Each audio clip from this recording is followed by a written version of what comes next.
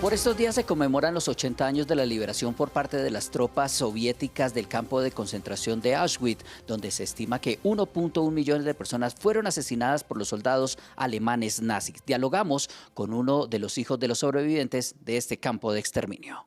En enero de 1945, las tropas soviéticas liberaron el campo de exterminio y de concentración más grande instalado por los alemanes nazi, Auschwitz. Cuando los soldados de este país entraron al campo, encontraron vivos a solamente algunos miles de prisioneros hambrientos. Con el pasar de los años, las víctimas sobrevivientes se van apagando, pero todavía hay testigos que relatan lo que fue esa época. Donald Kirchberg es hijo de Max Kirchberg, uno de los sobrevivientes de Auschwitz. Cuando alguna vez le pregunté a mi padre, óyeme, y en Auschwitz con la gente que tú conocías, ¿de qué hablaban? ¿Qué hacían? Entonces mi papá me decía, Donald, solo hablábamos del pasado, porque futuro no teníamos, no podíamos hablar de qué vamos a hacer cuando salgamos de acá. La salida de Auschwitz era la muerte. Entre 1940 y 1942, la Alemania nazi abrió en la Polonia ocupada Auschwitz, un lugar que constaba de 3 campos, incluido uno de exterminio.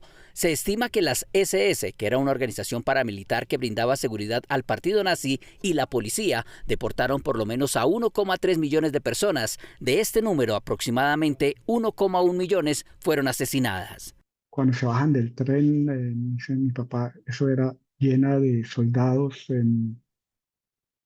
con metralladoras y con pastores alemanes ladrándoles, y él me dice que se acuerda. Ahí hay un episodio también que él siempre cuenta, que es una mujer, cuando mandan y separan hombres y mujeres, entonces mi papá se va al lado de los hombres y un oficial de la SS ve que una madre tiene un niño en los brazos y le arranca el niño, y mi papá dice, lo bota al aire, saca su arma y le dispara, y que cuando el niño cae en el piso no llora, no hay llanto, solo hay como un golpe seco, y todo el mundo queda aterrado. Donald cuenta que a Max lo separaron de su madre y de su hermana y nunca más supo de ellas. Él siempre tuvo la tristeza de no haberse despedido. Sin embargo, recuerda que tras la separación, al bajarse del tren, tuvo una luz de esperanza de volverlas a ver. Mi papá lo mandan de su barraca a la Effektenkama, que era como el sitio donde separaban lo que le quitaban los judíos, y tenían que separar cosas que eran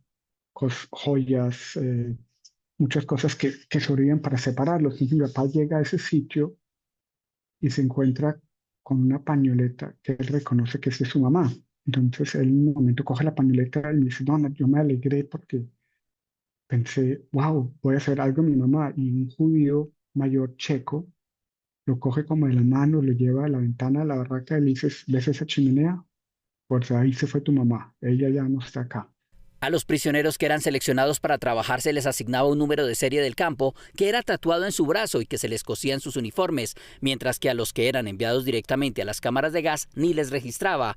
Max, quien nunca se enfermó, fue trasladado a otro campo de concentración. Y él llega a Buchenwald, él me cuenta que allá un joven de la SS, que no tenía más de 17 años, pero ya tenía el rango de la SS porque era al final de la guerra, cuando los nazis ya reclutaban menores de edad y gente para la famosa victoria final, que era un muchacho de la SS que jugaba ajedrez, y le preguntó a mi padre que si él sabía jugar ajedrez. Y mi papá le dijo que sí. Y entonces una noche lo recoge en la barraca, lo lleva en Buchenwald, como a un sitio donde están ellos, a jugar ajedrez, y mi papá me dice, Donald, le gané la primera partida súper fácil. El tipo no sabía jugar. Entonces cuando vio que el señor, o sea, el muchacho Niemann, me dice él, que se llamaba Niemann, se enojó y se puso todo rojo, mi papá volvió a armar al tablero súper rápido, y de ahí para adelante todas las partidas las perdió.